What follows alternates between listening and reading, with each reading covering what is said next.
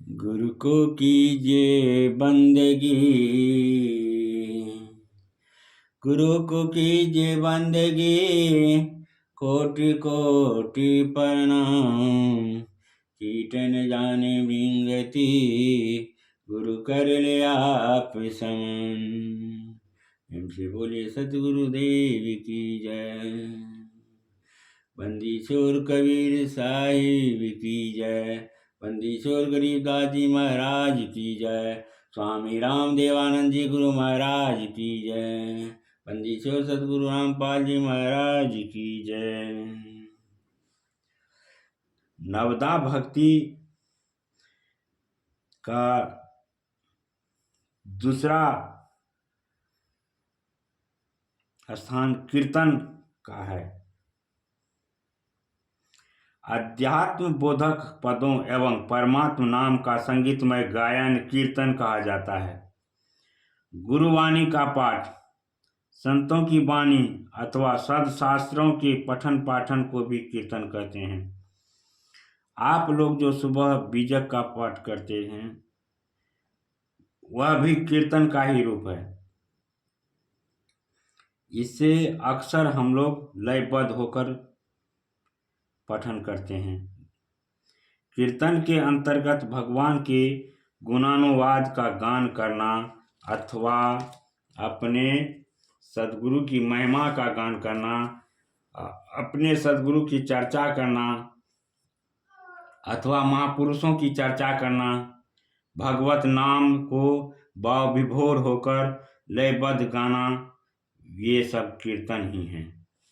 कीर्तन से किस तरह भावांतरण होता है, इसे इस कलयुग में स्पष्ट रूप से चैतन्य महाप्रभु जी के जीवन में देखा जा सकता है। वे कीर्तन करते करते इस तरह तन्मय हो जाते थे, इस तरह डूब जाते थे कि उनके चित्त में फिर अन्य किसी तरह का भाव विचार ही नहीं उठता था। कभी तन्मय होकर नृत्य करने लग जाते, कभी तन्मय होकर उछलने कूदने लग जाते, कभी तन्मय चुप मौन हो जाते। एकमात्र कीर्तन के द्वारा ही चैतन्य महाप्रभु अध्यात्म के उच्च सोपान पर जा पहुंचे। तुलसीदास भी पहले कीर्तन करते थे। कीर्तन करते करते उसे राम से प्रेम हो गया, राम नाम का लसंग लग गया और उसने तुलसीदास भी राम नाम में डूब गए। कलयुग में कीर्तन का बहुत महत्व है। नारद जी तो हमेशा अपनी बीना पर नारायण हरि गाते रहते हैं। आप भी वैराग्य परक भजन अथवा सद्गुरु के महिमा परक भजन अथवा परमात्मा के प्रति विनय का भजन गाहे बेगाहे गुनगुनाया करें। जब भी समय मिले, ब्रश कर रहे हों अथवा स्नान आदि कर रहे हों तो उससे ऐसे ही गुनगुनाने लग जाएं, तो देखिएगा कि मन संसार में निश्चय ही ऊपर उठने लगेगा। मध्यकालीन जितने भी संत हुए उनके उपदेशों का माध्यम कीर्तन अथवा पद गायन रहा। वे भजन गा गा कर लोगों को उपदेश करते थे। उसके द्वारा भक्ति आंदोलन ही उठ खड़ा हुआ था। कोई पद अथवा भजन न याद हो तो केवल हरिओम या मंत्र जाप करते रहें या राम राम, इसी को लय में अगर बांध देते हों तो किसी धुन अथवा तर्ज में बांध देते हों तो अथवा किसी संगीत में ढाल देते हों तो उसके द्वारा स्वाभाविक ही कीर्तन होता है और कीर्तन के द्वारा निश्चय ही मन ऊपर उठता है। कीर्तन के द्वारा जीव परमात्मा के नज़दीक पहुंचता है। नारद पुराण में भी कहा गया है, हरे नाम हरे नामेव केवलम कलो नास्तिव नास्तिव नास्तिव गतिरंधया। कलयुग में केवल श्री हरि का नाम ही कल्याण का परम साधन है। इसको छोड़कर दूसरा कोई उपाय ही नहीं है। श्रीमद् भागवत पुराण में कहा गया है, अहोवत स्वपचो अतो गरियान यज्ञि हाग्रे वर्तते नाम तुभ्यम। तेषुस्त परस्ते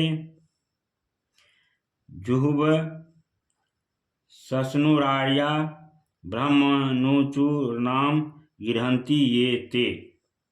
अहो आश्चर्य है कि जिसकी जीवा पर तुम्हारा पवित्र नाम रहता है वह चंडाल भी श्रेष्ठ है, क्योंकि जो तुम्हारे नाम का कीर्तन करते हैं उन श्रेष्ठ पुरुषों ने तप, यज्ञ, तीर्थ स्नान और वेदाध्ययन आदि सब कर लिया।